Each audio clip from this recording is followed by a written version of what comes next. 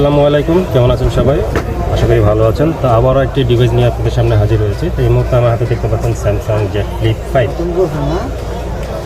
Samsung Z flip 5 এই মোবাইলটার একটা প্রবলেম, সেটা হচ্ছে গিয়ে এই মোবাইলের যে ডিসপ্লে আছে, দেখেন ডিসপ্লেটা টাচ কাজ করতেছে না। টাচ কাজ করতেছে না, তো এগুলো কিন্তু একদম কমন একটা সমস্যা। ফ্লিপ মোবাইলের বেলা টাচ কাজ করবে না, চার্জে লাগালে সেট চালু থাকবে বা চালু হবে, চার্জার থেকে খুলে ফেললে মোবাইলগুলো বন্ধ হয়ে যাবে। এগুলো হচ্ছে স্যামসাং জেড ফ্লিপের ইস্যু। আর জেড ফোল্ডের বেলা হচ্ছে গিয়ে আপনার বিগ ডিসপ্লে কাজ করবে না, উপরে ডিসপ্লে ব্ল্যাক হয়ে যাবে, টাচ কাজ করবে না, সেই সাথে হচ্ছে গিয়ে আপনার ওয়াইফাই কাজ করবে না, অডিওজনিত সমস্যা। ওগুলো হচ্ছে ফোল্ড সিরিজের হয়। ফোল্ড অ্যান্ড ফ্লিপ প্রায় সেম টু সেম, কিন্তু একটু